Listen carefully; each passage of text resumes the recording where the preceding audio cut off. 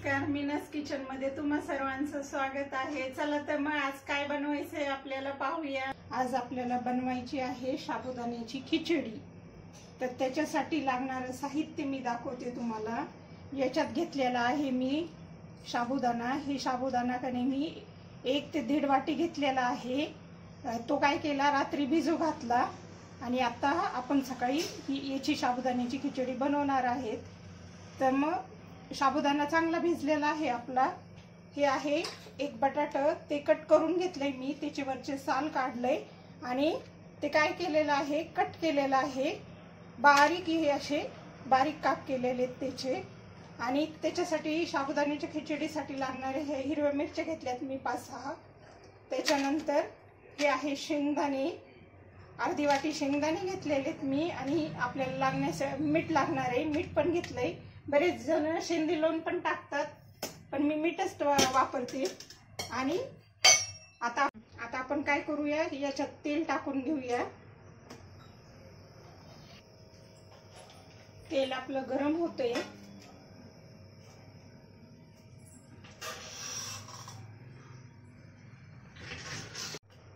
चला आता मी काय करते, हे उपवासाचे थोडे पापडे पण तळून घेते त्याच्यात साबुदाणा करायच्या अगोदर। आणि मग नंतर त्याच्यात काय करून घेऊया, आपण साबुदाणा करून घेऊया। बरेच जण साबुदाणा म्हणतात, काही जण काय म्हणतात, साबुदाण्याची खिचडीही म्हणतात। हे मी काय केलेले, उन्हाळ्याच्या वेळेला हे पापड्या केलेल्या आहेत, बटाटा आणि याच्या साबुदाण्याच्या। बटाट्याचा किस टाकला होता आणि साबुदाणा भिजू घातला होता रात्री, त्याच्या ह्या पापड्या केलेल्या। मी त्या काय करते, थोडं तळून घेते आणि हे शेंगदाण्याचं काय करून घेते, बारीक कूट करून घेते।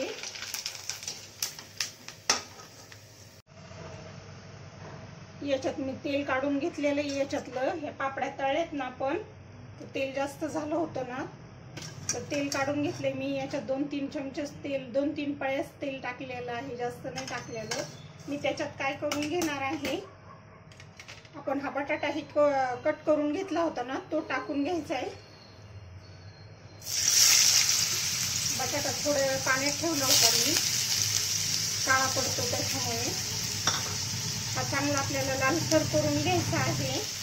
आणि नंतर काय करायचं आहे,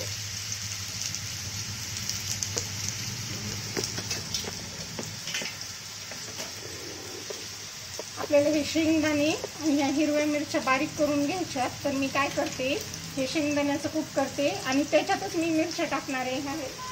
या 4 ते 5 मिरच्या टाकणार आहे। मिरची तिखट आहे त्यामुळे मिरच्या हिशोबानेच टाकणार आहे। ते कूट करून घेते, तोपर्यंत आपला हा बटाटा आहे ना, तो चांगला लालसर होईल। आता चांगला लालसर होतोय।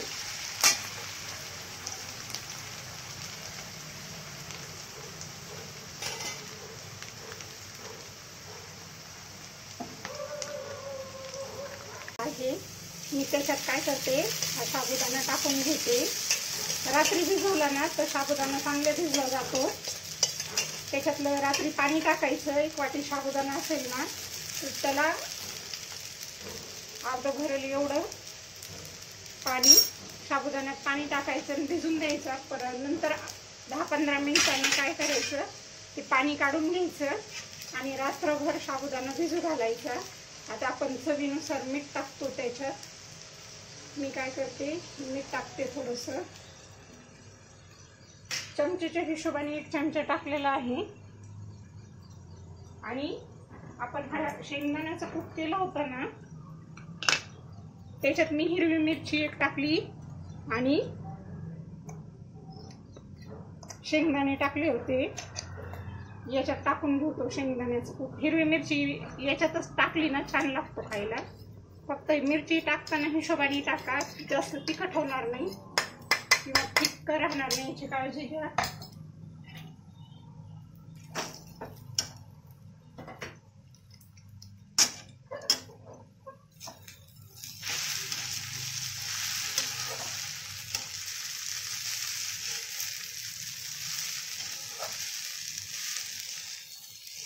साबुदाण्याची खिचडी कमी उपवासाच्या दिवशी जास्त केली जाते।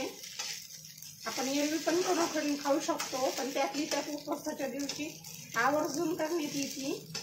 आणि ही रेसिपी कसं आहे, झटपट होती आणि खायला छान लागते साबुदाण्याची खिचडी. याला आता परतून द्यायचं 5 ते 6 मिनिटं परतून द्यायचं चांगलं साबुदाण्याची.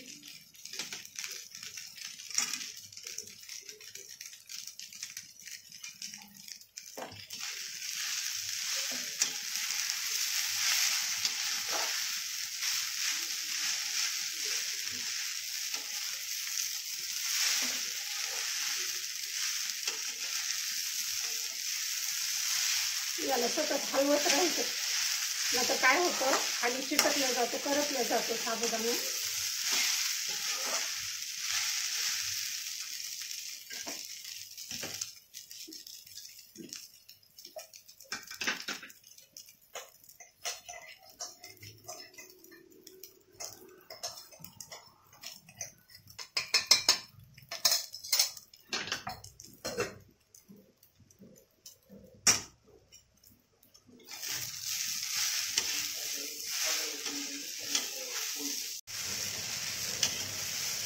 आपली खिचडी चांगली परतली गेली. आपण ही कमीत कमी 6-7 मिनिटं परतवली चांगली.